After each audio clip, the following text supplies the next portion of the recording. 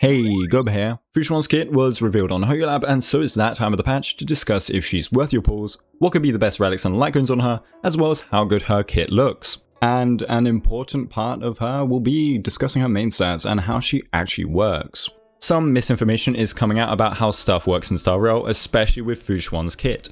Of course, I may also end up being wrong, but some of these things are wrong pre-Fuxuan, so I feel like they'll still be wrong post-Fuxuan. I won't name names and I won't insult anyone like I did once in the past. There is no sole entity that is saying these things. I will just instead combo this pre-release analysis with an explanation on how damage reduction and distribution works. And for how her damage reduction works, we have a neat way of testing without going into leaks, and that's what I've been doing for a few hours. Eidolons and multipliers aren't out just yet, so we will tackle what was revealed in HoYoLab today, and for the full guide with all calculations, that will come out on release. First, if you're pulling for meta, she's going to be an amazing solo sustain. The traces revealed today solidified her in that role. She will not be completely skill point positive like the Watcher and can't heal completely, but she is definitely the solo sustain people were hoping she would become. She provides other benefits over Chapad, but doesn't have the raw shielding he has. I still think though she has an easier or better time keeping allies alive, since it's all based on her skill rather than an ultimate, and she can heal. Another benefit of her solo sustain potential is mono quantum, of course. With Zila and or QQ, Lynx and Silverwolf, we have now 5 quantum units that can force the quantum element onto any enemy in the game with Silverwolf. So if you're into that too, then that's perfect. So she is a 5-star quantum preservation unit, and instead of shielding like the rest of the preservation squad, she will instead take damage that was supposed to go to allies and redirect it to herself. This is through her skill. It will also grant the team knowledge, buffing their max HP and crit rate, which is very nice to have on a non-harmony unit. Her ultimate and basic will do quantum damage, and her ultimate will grant a talent trigger count. What this talent trigger count allows her to do is nearly heal up back to full when she drops to under a certain amount of HP. Judging from the 1.3 livestream, it's about 50% HP. So using your ultimate will grant you triggers of this heal. So essentially you redirect ally damage taken, and once you've taken enough, you can heal back up to full with a limit. So you definitely want speed and or energy to get that ultimate back as soon as possible to keep up her sustain loop. This talent also gives all allies permanent damage reduction, which is very strong to have.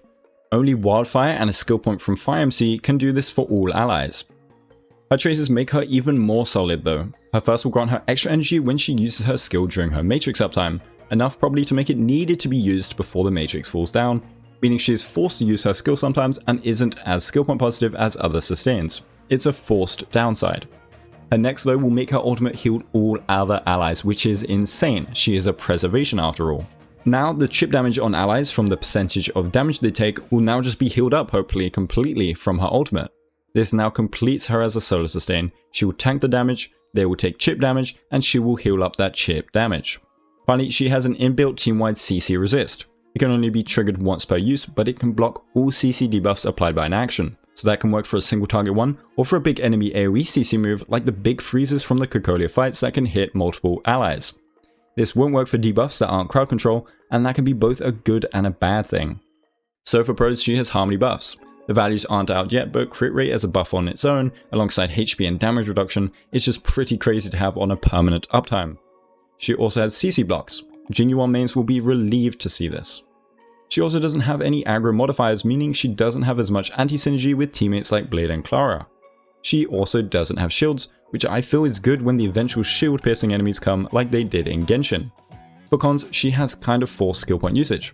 This trace is not going to fool anyone, she will have to use her skill to abuse this energy gain, just like energy gains on any other unit. It doesn't matter though, she will still be skill point positive as long as the Matrix lasts long enough, and it's worth it for what she provides to be honest. Another is dot damage. Dot damage can stack up to really high amounts of damage, and she won't cleanse them with her CC resist. So unless you have someone like Lynx, who is a second sustain, then you might have a tough time into these enemies. The dot damage will split and hurt her a lot for every teammate that takes their turn. So now let's see how damage reduction works. Damage reduction reduces the damage you take from enemies. It's obvious, right? It goes hand in hand with your defense in doing so. So you take the attack of an enemy, times it by their multiplier, and you find their predicted damage. They can't crit. Some have damage percent buffs, but we're talking about a standard enemy.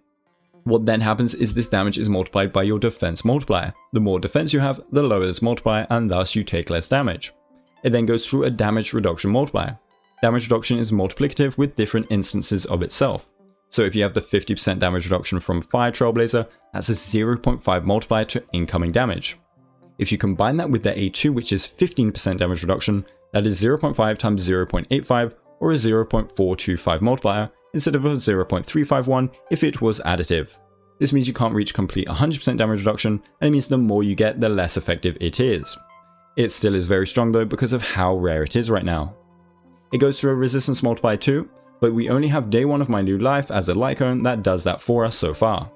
So damage taken is any damage that comes towards your unit. That could be dots, that could be hits, that could be distributed damage, which is exactly what Fuxuan does. So defense and damage reduction will work on Fuxuan's damage taken from her distribution. The damage she takes from allies will still take into her defense and damage reduction, otherwise what's the point of her giving out damage reduction? But if you want an in-game test, look no further. If you haven't noticed already, some units have mechanics that are in simulated universe before they come out. That's how we tested Silverwolf's weakness application. Unfortunately, it wasn't 100% correct, but that's only because Silverwolf removed her weakness before applying a new one, so it's not the same as the Curio in simulated universe. Fuxuan, however, should distribute damage exactly like the 3-star destruction blessing, except for herself and not to all allies. So I did 4 tests with a team of Luocha, Lune and Fire MC. I had no blessings that gave me the damage reduction, I only had the 6% from using the path itself, and I just had the 3-star destruction blessing that distributes damage to all allies equally. The first run I did nothing, but I attacked the leftmost unit with all characters and let it play out. Dan Heng takes 348 damage, Luocha takes 306, Fire MC takes 149. Of course defense is at play here, otherwise they take the same damage. Fire MC then takes the same damage, Luocha loses his shield, Lune loses his shield but loses more HP than Luocha. Fire MC loses 158, but that's because she lost defense from the enemy. Luocha loses the same amount, and Lune loses 426, which is more than the 348 from before because he got defense reduction. And then the same thing happens again. I then put 2-piece Knight on Luocha, giving him 15% defense, and did the same thing. Fire MC lost like 16 flat defense, and only lost the 4-piece, which is only shields and doesn't matter for this comparison. So Fire MC loses the same amount, 148, shield is a bit weakened on the rest, and then Luocha loses 294, instead of 306 because his defense was increased. Fire MC then has defense reduction and loses 158 like before.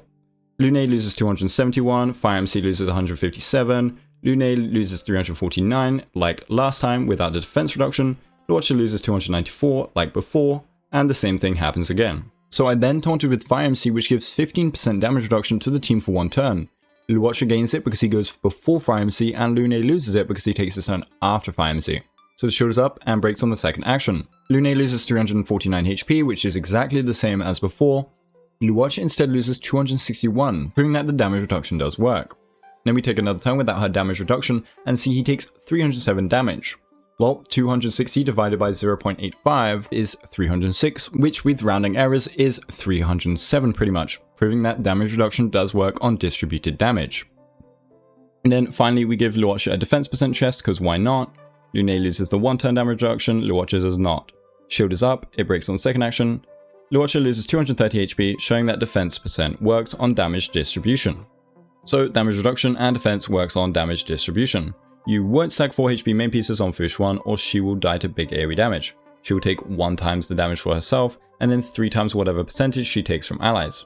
This stack will be over 2 times the normal AoE damage, so on a level 90 boss like Yan Qing who does 4000 damage to all targets, your Fuxuan will collapse. So after that said, let's talk about her best Lycones. Her signature gives her the highest base HP among Preservation Lycones, which is nice. It then gives her max HP percent, which will benefit her health ball, energy regen for that needed ultimate, and then 2 more effects. When she loses HP, so every enemy attack pretty much, the damage of all allies increases by 9%. This doesn't say about stacks, so I'm guessing it's 1 stack only. So a free AoE 9% damage buff. It's really nothing amazing, I guess it means more harmony buffs from her. The beginning of each wave restores 80% of lost HP to all allies. This is pretty awesome for Simulated Universe and Memory of Chaos waves when you drop a bit too low. However, with her healing on ult and damage mitigation, I think this might be pretty low priority. We'll have to see on the release guide how much this energy affects her rotation. Since defense works for damage distribution, Moment of Victory will actually be very nice on her. It gives 24 to 48% defense for free, but the effect hit rate is useless. The high base defense though is really nice too, and the aggro increase is immense. You do stop some damage being taken from allies as Fuxuan, but the best way to do so is to not let them get hit at all. With a massive health pool and a lot of defense, she can tank incredibly well, and getting energy from being hit may lead to more ultimates. I think Moment of Victory is on par or better than her signature in a wave with multiple enemies. More enemies hitting you and giving you energy is better than 12% energy regeneration with no enemy hitting you, but again we will see on her energy rotations in the main guide. Textual Memories will be immense on her too and is free to play. It gives effect resistance and means she can nearly instantly complete the broken kill condition for some crit damage for the team on top of crit rate from her skill. The shield is awesome too since she scales on HP unlike the rest of Preservation. The shield will also give her a massive damage reduction, and people might think you need to be hit for this damage reduction to happen, but again instead of assuming, let's test with dots. Dots are not hits, so surely Textual Memories won't reduce the dot damage taken because no one hit my Fire MC. Note that I tested with S1 Textual Memories, which gives 12% damage reduction. So Luocha takes 99 worth of damage from the dot, but his defense is 1071. The damage reversed by his defense multiplier means the dot is supposed to do 216 to 217 damage. On Fire MC with Moment of Victory we have a defense of 3525 and she takes 44 damage, which reversed by the defense multiplier is 216 damage. When we then put Textual Memories on her, she has a shield of 600 and post dot we have a shield of 552 because she takes 48 dot damage. What's weird is she has 900 less defense but only takes 4 more damage. If we reverse the damage by the defense multiplier, the dot is only doing 188 damage. If we also take the 216 damage the dot is supposed to do and multiply it by a defense multiplier, it's supposed to do 55 damage, but it does 48. And finally, if we include the 12% damage reduction from Textual Memories S1, the damage reduction comes into effect perfectly, and the dot does 48 damage.